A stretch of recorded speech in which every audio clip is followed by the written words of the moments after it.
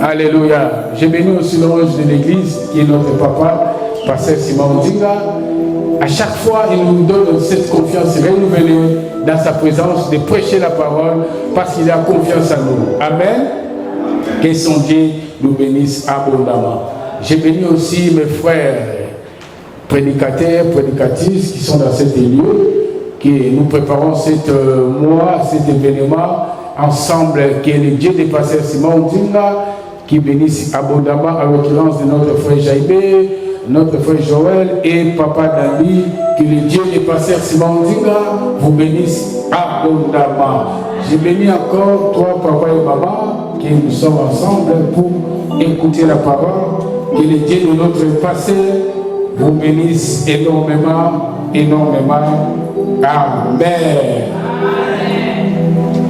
Bien-aimés, depuis un mois, depuis le 1er août, nous avons un thème que nous parlons ici. Mais ici, dans notre église, nous avons un code, on ne peut pas passer. C'est lui qui nous mène dans cet lieu pour prêcher la parole, c'est lui qui nous donne la force, c'est lui qui nous donne tout pour faire que lui soit régné au milieu de nous. Ce n'est pas un slogan. Ce n'est pas, on n'est pas dans un match de football, mais c'est une déclaration. Lorsque tu parles de cela, c'est là que ça va s'accomplir. C'est là que ça veut dire que c'est lui qui conduit ta vie.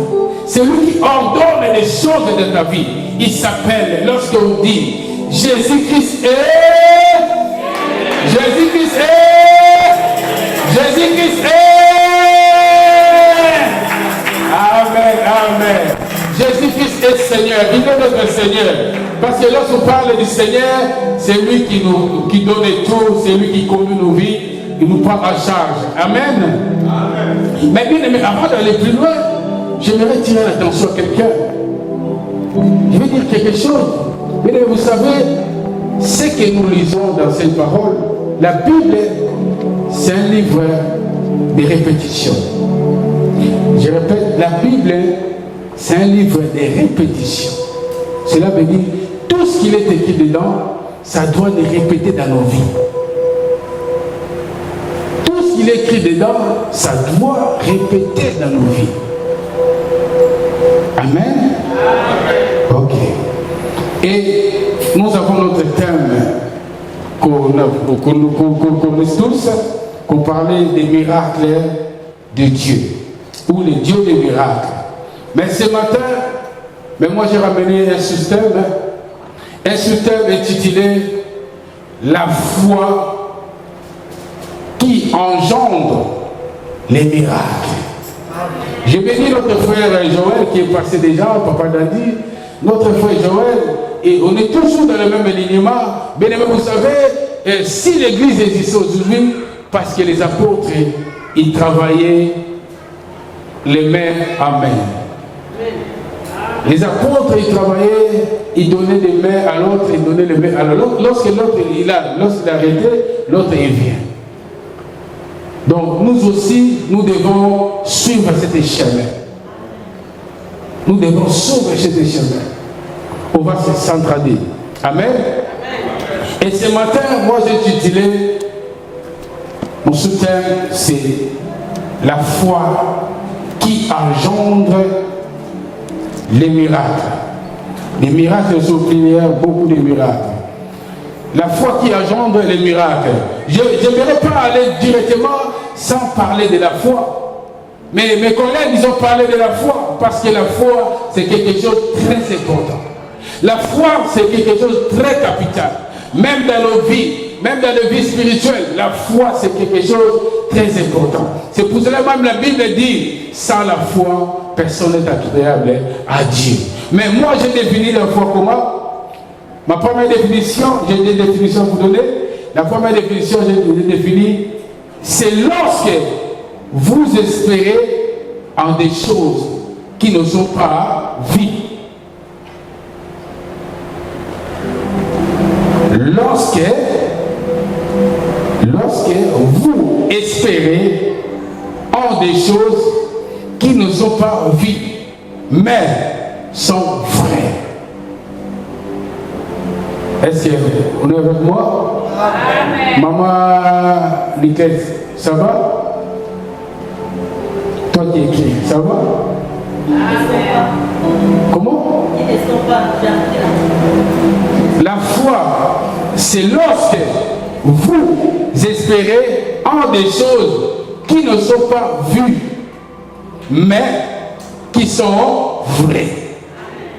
Ça, c'est ma première définition. La foi, c'est ça. Qu'on espère en des choses qui n'ont pas vues, mais qui sont vraies. On ne peut pas espérer à des choses qui se voient déjà. Mais on doit espérer dans les choses qu'ils n'ont pas vues. Mais nous espérons que nous allons arriver. Et la deuxième définition, moi c'est une définition personnelle, je dis toujours F-O-I, c'est fermer les intellectuels. Fermer, F comme fermer, O comme l'œil, I comme intellectuel. Fermer l'œil intellectuel. C'est ça qu'on appelle le foi. Là, on ne peut pas voir des choses pareillement.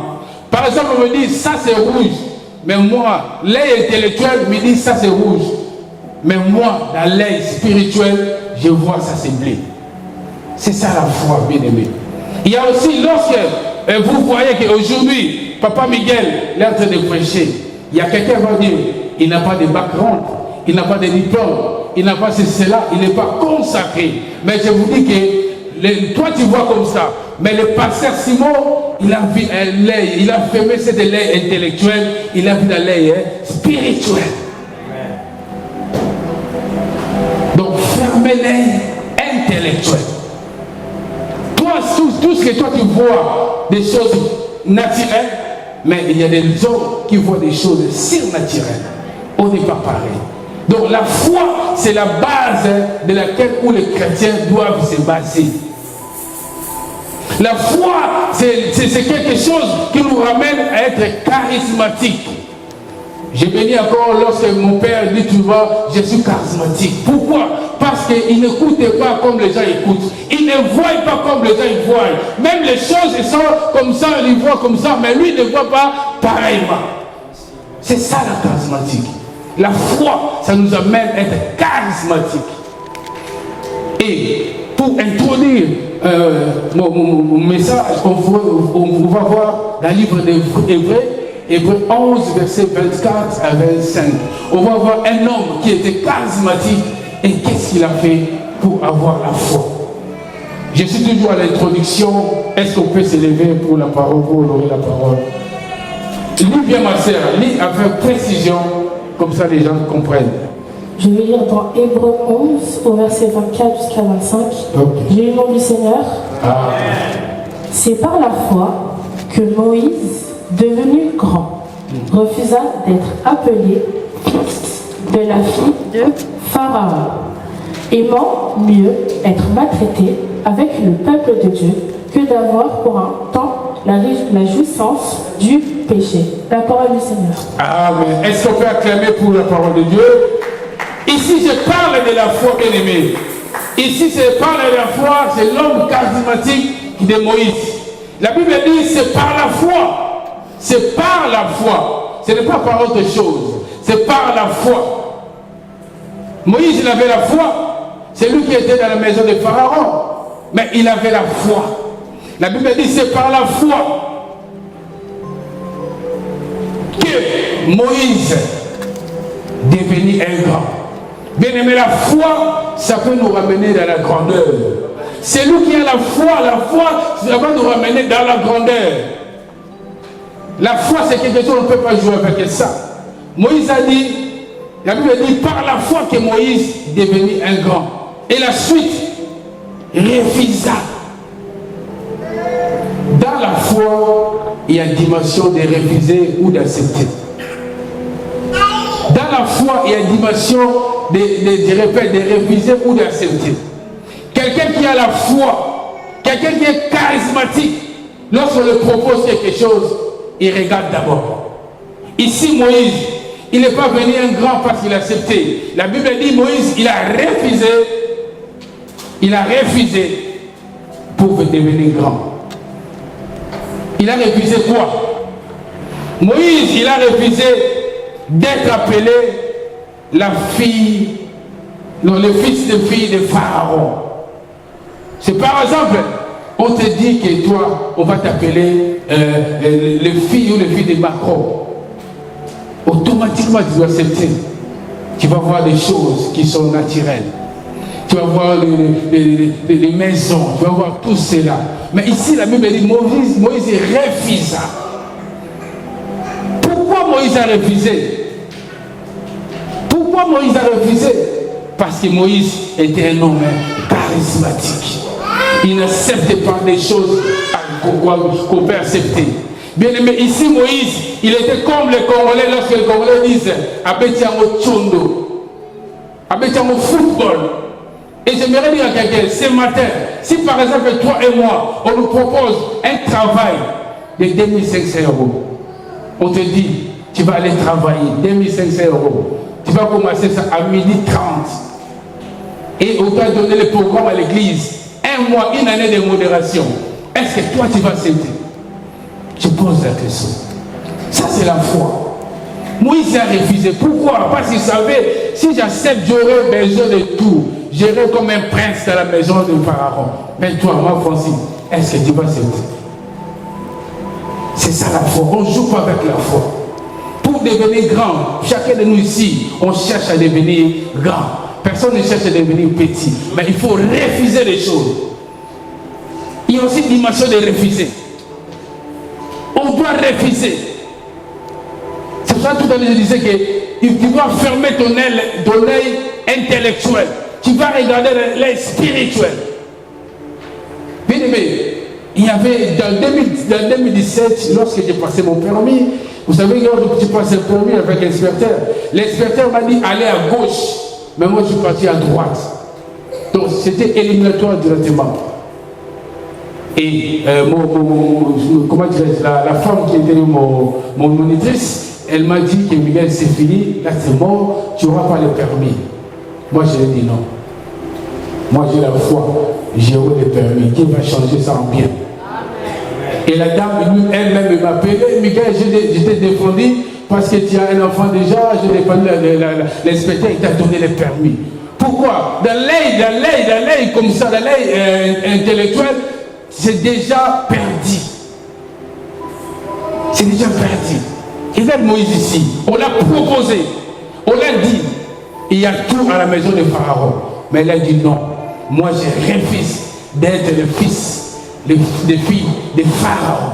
Si c'était moi et toi, est-ce que ta foi, il sera en nation ou pas? Et la Bible continue. Dans le livre, il continue le 25. Il a dit, il préfère d'être maltraité. Il préfère. Dans la foi, il y a la préférence. Dans notre vie de foi, on doit avoir la préférence. Maman Francis, on te dit, tu vas travailler à midi. Mais toi, tu dis, moi, je préfère souffrir avec le peuple de Shaddai en train de modérer, parce que le peuple de Shaddai, ce sont le peuple de Dieu. Est-ce qu'on a cette foi-là de refuser, de préférer, de faire la préférence? Pourquoi Moïse a préféré le peuple de Dieu? Parce qu'il savait que le peuple de Dieu, ils ont une promesse.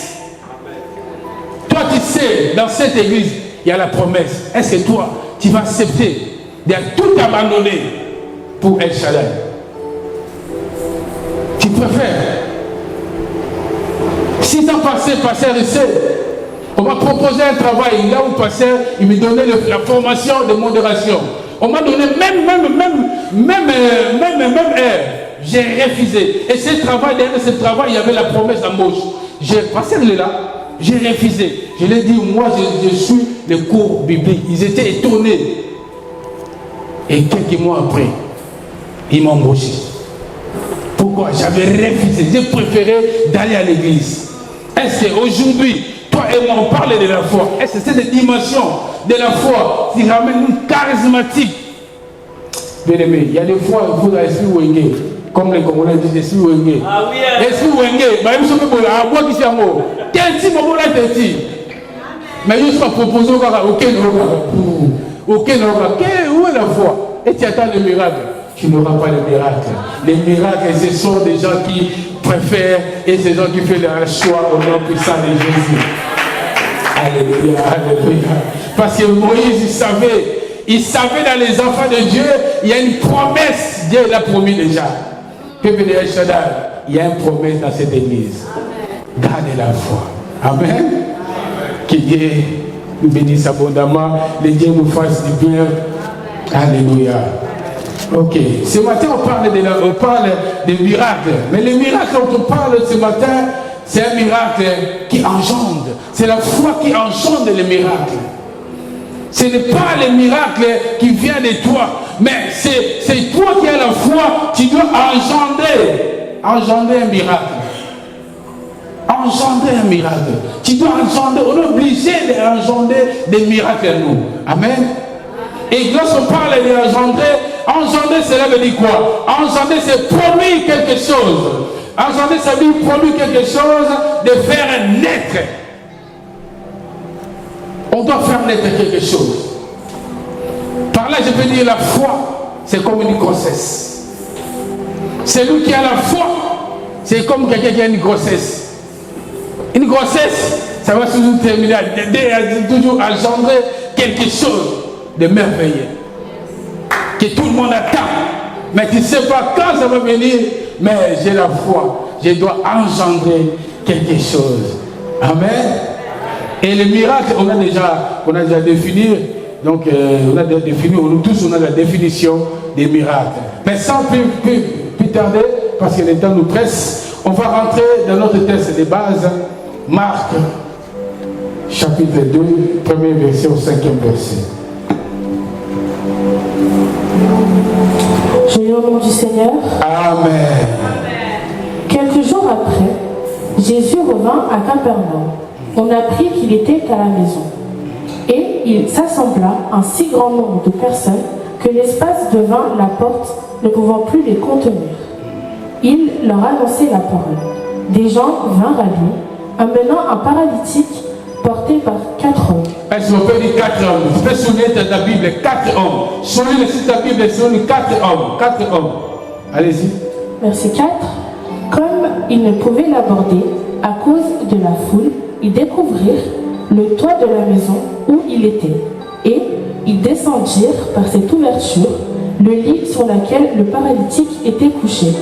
Jésus, voyant leur foi, dit au paralytique, « Mon enfant, tes péchés sont pardonnés. » La parole du Seigneur. Ah, mais est-ce qu'on peut acclamer pour la parole de Dieu? Est-ce qu'on peut acclamer?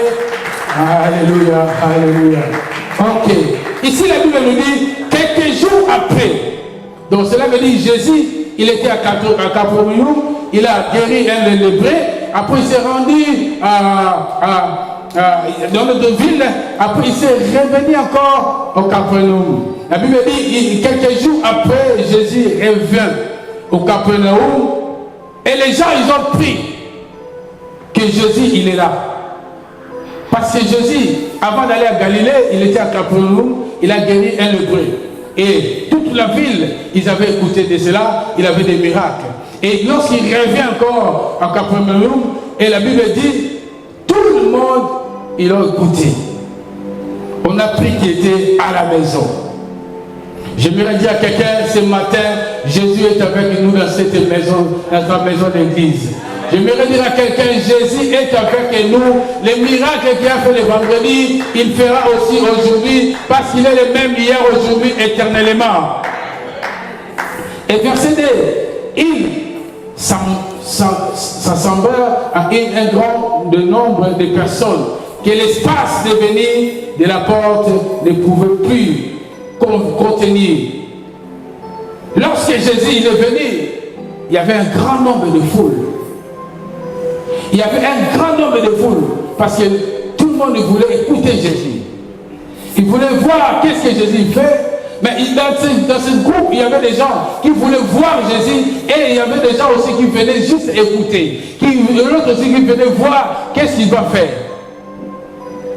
Mais la Bible dit, il y avait beaucoup de gens, voire même pour rentrer à la porte de la maison, on ne pourra pas. Parce qu'il y avait tellement de monde, il a entendu Jésus venir. Et il annonça la parole. Jésus annonça la parole. Jésus n'était pas venu là-bas pour faire des jeux ou de blaguer avec eux ou de dire des bobards, mais Jésus annonçant la parole de Dieu. Dans les autres versions, il disait Jésus venait enseigner la parole. Et dans les autres versions, on dit que Jésus venait parler des royaumes de Dieu. Mais ici, dans ma version, on dit Jésus annonçait la parole. La Bible dit la foi vient de ce qu'on attend. Ce qu'on attend vient de la parole de Dieu. Et cette parole de ce matin qui va te donner encore la force, qui va allumer encore ta foi. Parce que c'est la parole, ce n'est pas ma parole, c'est la parole de Jésus. Amen.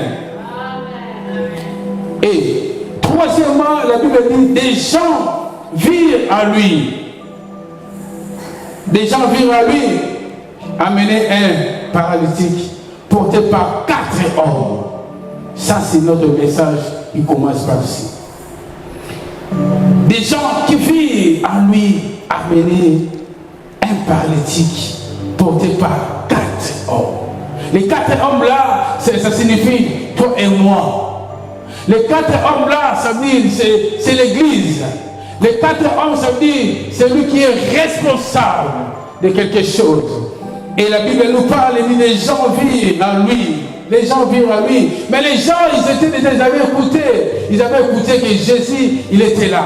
Mais ils ont pris, je pense qu'ils ont pris un retard de venir vers Jésus. Mais la Bible dit, ils ont venu amener un paralytique porté par 4 hommes. C'est ça notre base, les 4 hommes. Les 4 hommes, c'est eux qui sont les acteurs dans ce chapitre, les acteurs de ce miracle que cet homme il a réussi. Et les 4 hommes là ce matin, c'est toi et moi. Est-ce que tu peux dire 4 hommes? Et la Bible continue de dire, comme il ne pouvait aborder à cause de la foule, bien aimé. Les 4 hommes, lorsque Jésus était là, ils ont annoncé que Jésus était là. Premièrement, ils avaient déjà entendu que Christ il était là. Moi, je pense qu'ils ont pris un retard pour venir. J'aimerais dire à quelqu'un, les retards n'empêchent pas les miracles de Dieu. Les retards ne peuvent pas empêcher les miracles de Dieu. Mais Dieu, il regarde d'abord au point de départ. Dieu peut faire de toutes les manières qu'il y a des embouteillages sur la route, mais il veut voir ta foi. Il veut voir la dimension de la foi. C'est comme aujourd'hui, lorsqu'on a vu sur WhatsApp, il n'y a pas de métro B. Mais tu ne peux pas me dire que je ne viens pas à l'église parce qu'il n'y a pas de métro B. Non. Si tu avais la foi, tu dis aujourd'hui, moi je vais à l'église. Tu vas aller à l'église. Même si tu es venu en retard, tu dis gloire à Dieu. Mais ma foi m'a dit d'aller venir à l'église aujourd'hui. Non, pasteur, il n'y avait pas de bis. Non, pasteur, il n'y avait pas comme ça. Non, bien aimé. Ces 4 hommes, ils ont pris le retard. Lorsqu'ils sont arrivés, ils ont trouvé déjà, il y a beaucoup de gens. Ils ne pourraient pas voir Jésus. Il a vu la foule. La foule, c'est quoi? La foule, ce sont des gens qui viennent seulement regarder Jésus. Qu'est-ce que Jésus va faire? C'est comme quand on était petit. On se souvient d'Ingwe, quand un monsieur m'appelait Ingwe, lorsqu'il passe, tous les gamins ils suivent. On ne sait pas pourquoi on se souvient d'Ingwe. On suit comme ça, après nous sommes perdus. Et les parents cherchent leurs enfants, ils sont où les enfants? C'est comme ici la foule. La foule, ce sont des gens qui ne désirent pas avoir Jésus, qui ne désirent pas rencontrer Jésus. Ils viennent seulement pour juste voir qu'est-ce que Jésus va faire.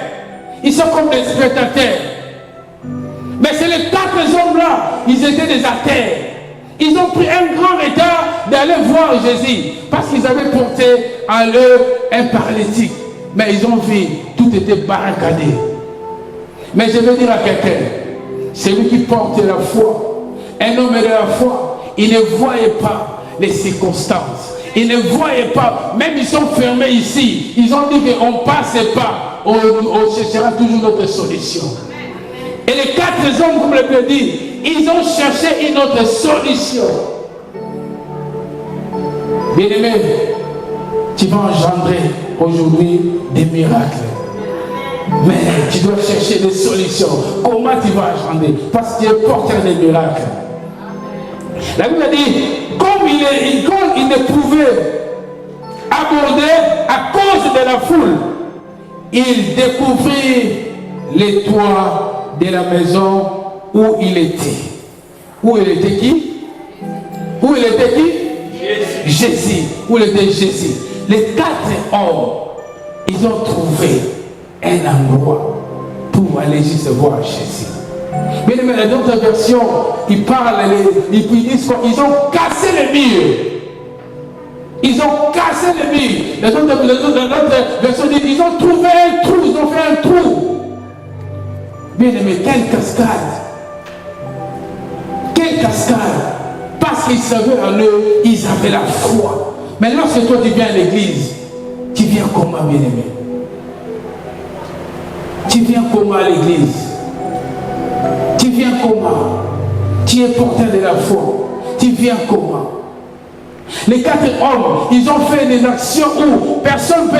Je pense que la foule, ils pouvaient dire que non, vous ne pouvez pas rentrer, vous ne pouvez pas passer. C'est comme si on nous dit qu'ils ont fermé ici, on dit Jésus de l'autre côté. Toi, tu vas faire comment? Toi, tu vas faire comment? Si tu as vraiment de la foi, on va casser ces murs. Ça, c'est des placos. On va casser. Moi, je sais qu'on va casser les placos. On va casser les placos pour passer là-bas. Pour voir ces majestés. Mais la foule, ils étaient là. Ah non, on ne peut pas casser. Non, on va rester là. On va voir ce qu'on va voir. Mais ces 4 hommes, ils ont pris cette chose. Ils ont pris cette risque d'aller casser les toits pour juste voir Jésus. Parce qu'ils savaient que cet homme-là, paraît-il, c'est comme un innocent. Lui, il ne sait rien. Mais c'est nous qui nous avons la foi. J'aimerais dire à quelqu'un, comme tu es la maman Tété, tu es porteur de la foi, tu dois engendrer des miracles dans la vie de Jaïmé. Quand je vois maman Rita, je dis gloire à Dieu. Quand je vois la sœur Régina, je dis merci Seigneur. Pourquoi? Parce que maman Rita, elle avait la foi en elle. Elle avait la foi. Et la foi de maman Rita, il a engendré le miracle de la vie de maman Régina.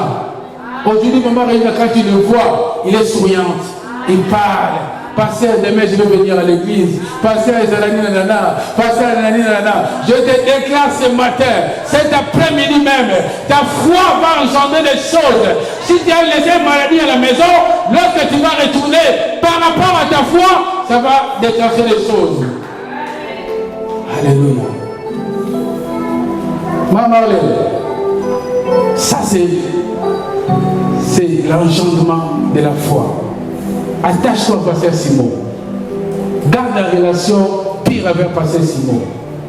Il y a beaucoup d'exemples ici. Même maman Niclette, c'est la foi de Pasteur Simon qui a engendré même les miracles de la vie de maman Niclette. Parce que maman Niclette, elle était mourante. Mais il y avait un jour, Pasteur Simon dit non, elle ne mourra pas. Elle ne mourra pas. Mais c'est ça la foi qui engendre les miracles. Et les miracles qui se produisent. Elle peut témoigner. Elle peut témoigner. Il faut être comme ces 4 hommes. Ils ont porté ces paralytiques. Les paralytiques, ils ne savaient pas comment faire. Lui, il était toujours là. Il était au pépère. Ils ont ramené dans un toit. Lorsqu'ils ont descendu, écoutez ce que la Bible dit. Le paralytique était couché. Il était dormi comme un bébé. Mais écoutez le verset 5. Jésus, voyant leur foi. Est-ce que Jésus parle de la foi des paralytiques? Il voit la foi de qui? Ah, j'aimerais dire à quelqu'un ce matin, ta foi va engendrer dans ta famille de grandes choses au nom puissant de Jésus. Comme tu crois, on fera ceci comme tu crois au nom de Jésus. Et Jésus regardait les 4 hommes. il ne regardait pas le paralytique. Il a dit, leur foi, frère Jaïbé, la foi qui engendre les miracles. Il a vu la foi des 4 hommes. Et après il a dit, parce que lorsqu'on engendre quelque chose, c'est qu'on engendre un enfant. Et Jésus l'appelle le paralytique mon enfant. Vous comprenez? Il n'appelle pas le paralytique, il appelle mon enfant. Parce que le miracle, la foi, il a engendré un miracle. Il a couché un miracle, il a fait naître un miracle. Automatiquement, Jésus l'appelait mon enfant. Il est devenu un enfant de Dieu automatiquement à cause de la foi qui a engendré les miracles dans sa vie. Par là, bien aimé, il y a une chose qui est la clé, qui engendre les miracles. Gardez nos relations, bien aimé. Gardez bien nos relations. Tu ne sais pas comment le miracle va venir. Gardez nos relations, surtout dans notre église, gardons-nous les bonnes relations. Il y a dans le livre des 2 Rois 4, vous savez, la femme veuve, le prophète dit, il a fait des miracles à cause de quoi? À cause des voisinages. Cette femme, elle avait la bonne relation avec le voisinage. Lorsque le prophète il a dit, va chercher des vases vers les voisins.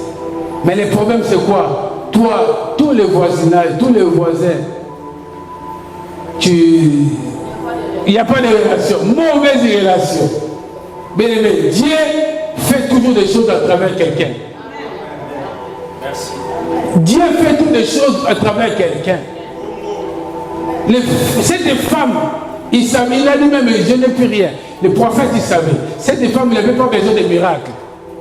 Lui, peut-être, quand il parlait au prophète, il croyait que le prophète va dire, bon, comme ton mari a laissé des dettes, je te donne l'argent, va payer les dettes. Non. Mais cette femme, mais le prophète, il savait, il a un problème. Il doit faire un miracle. Il a dit, va chez les voisins. Va chercher les vases. Et lorsque tu veux remplir les vases, tu vas avoir. Les miracles, bien aimé, je te dis, ça viendra aussi de loin. Les miracles aussi, ça va venir de loin aussi au nom puissant de Jésus. Tu dois être avoir de bonnes relations avec les gens. Là, c'est l'une des choses plus importantes. Dieu ne passera pas seulement à travers toi. Dieu peut passer à travers le pasteur Simo. Quelle relation tu as avec le pasteur Simo? Toi, tu es El Shaddai. Tu es dans la bénédiction de El Shaddai. Quelle est la relation avec ton pasteur? Quelle est la relation? Ton pasteur peut être le porteur des miracles de ta vie. Garde des bonnes relations. Garde des bonnes relations. Et deuxièmement, il y a aussi le nom de Jésus. Le nom de Jésus, c'est le nom de Jésus qui nous donne l'accès d'avoir les miracles. On peut tout, rien avoir. On peut tout manquer, mais il y a le nom de Jésus. J'aimerais dire à quelqu'un, ne viens pas à l'église, parce que je viens à l'église parce que quelqu'un va me donner le papier, parce que quelqu'un va me donner l'argent. Bien aimé, tu te trompes. Viens à l'église pour recevoir le nom de Jésus dans ta vie. Parce que le nom de Jésus peut transformer ce que toi tu trouves plus à 1000 fois que mieux. Ne viens pas à l'église pour les choses matérielles, mais viens à l'église pour rencontrer celui qui porte les miracles. Celui qui porte les miracles, il s'appelle Jésus. Sans plus tarder, on va aller voir un livre de Actes des Apôtres. Actes des Apôtres. Actes des Apôtres 3, du 1er au 6e verset. Du nom du Seigneur. Amen. Pierre et Jean montaient ensemble au temple à l'heure de la prière. C'était la 9e heure. Il y avait un homme boiteux de naissance, qu'on portait et qu'on plaçait tous les jours à la porte du temple, appelé l'abbé, qu'il demanda l'aumône à ceux qui entraient dans le temple. Cet homme voyant Pierre et Jean qui allaient y entrer, leur demanda l'aumône. Pierre, de même que Jean, fixa les yeux sur eux et dit « Regarde-nous ». Et il les regardait attentivement, s'attendant à recevoir d'eux quelque chose.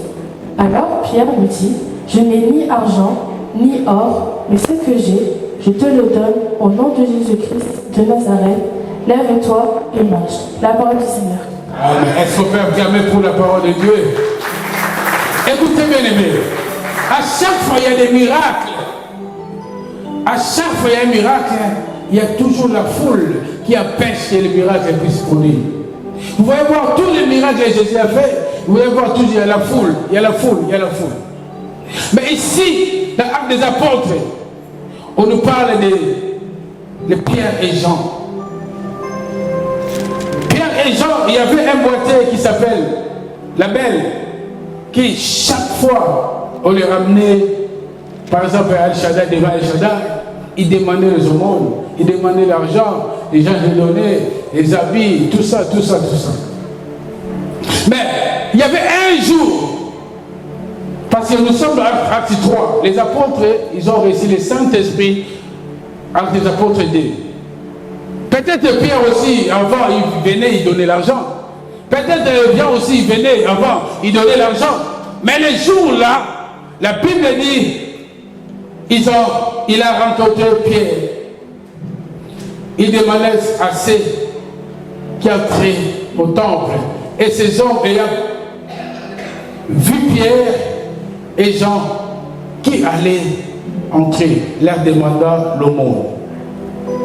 Les gens, ce monsieur, il a vu Pierre et Jean, je pense qu'il a vu Jean, il a dit, aujourd'hui, vraiment, je vais demander l'argent, vraiment, grand prêtre, comme les Congolais. Quand tu viens au Congo, on voit que tu viens en Europe, il te dit, grand prêtre, toi-même, tu vois que ce monsieur, il a un problème dans sa vie, mais t'es pitié, tu donnes l'argent. Et ce monsieur, il demandait à Pierre, et Pierre lui demandait, Pierre de même que Jean fixa les yeux sur lui. Ils ont fixé les yeux. Regardez-nous. Et il les regardait attentivement, s'attendait à recevoir de quelque chose. Il attendait de quelque chose. La Bible n'a pas mentionné qu'il attendait quoi. C'était peut-être il attendait de l'argent, il attendait peut-être à manger, il attendait peut-être des habits. Mais comme Jean et Pierre, ils étaient les porteurs de la foi, ils ont dit aujourd'hui, c'est le jour de ces messieurs-là. Et Pierre, il a dit, alors, Pierre lui dit, je n'ai ni argent. Pourquoi il a dit ça? Parce que ce messieurs, il n'avait pas besoin de guérison. Il n'avait pas besoin de guérison. Pour lui, il avait besoin de l'argent. Donne-moi quelque chose à manger. Mais Pierre, il ne voyait pas cet argent. Mais Pierre, il voyait, il y a un problème dans la vie de ces messieurs. J'aimerais dire à quelqu'un, lorsque tu vas rentrer chez toi à la maison, les problèmes que tu as laissés, s'il y avait l'argent, tu vas dire qu'aujourd'hui, je n'ai que Jésus. Je te donne Jésus. Et ça va s'accomplir au nom de Jésus. Je n'ai ni argent, ni or, mais ce que j'ai, je te le donne. Ah, mais les messieurs disent, car quoi? Il a regardé de gauche, ils n'ont pas de sac, ils n'ont rien. Ce que moi j'ai, je vous les donne. Les messieurs là, ils n'avaient pas la foi.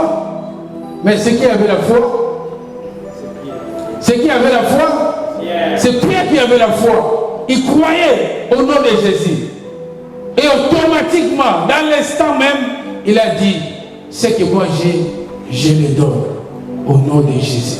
La foi que Pierre avait, ce que Pierre a donné au Messie, il est plus grand que l'argent, il est plus grand que les voitures, il est plus grand que les maisons. Bien aimé, moi je vais te dire ce matin, tu peux avoir plus de l'argent, tu peux avoir plus de maisons, tu peux avoir plus de voitures, mais moi j'ai le nom de Jésus, tu ne peux pas me dépasser parce que j'ai le nom de Jésus. Tu peux avoir des maisons, c'est à toi. Tu Tu vas voir des virgules, c'est à toi. Mais moi, je sais que le nom de Jésus, il peut faire des miracles, plus que ton argent. Papa veut pas. Ne viens pas à l'église pour quelque chose. Viens à l'église pour le nom de Jésus. C'est lui le porteur des miracles. C'est lui le porteur des miracles. Le nom de Jésus guérit les malades. Le nom de Jésus transforme les vies. Amen. Le nom de Jésus donne la vie éternelle. Bien-aimés, nous sommes ici pour chercher la royaume de Dieu. Nous ne venons pas ici pour chercher à acheter quelque chose ou à vendre quelque chose. Mais nous venons ici pour le nom de Jésus. Que le nom de Jésus soit élevé. Que le Dieu de notre pasteur Simon Duga bénisse sa parole.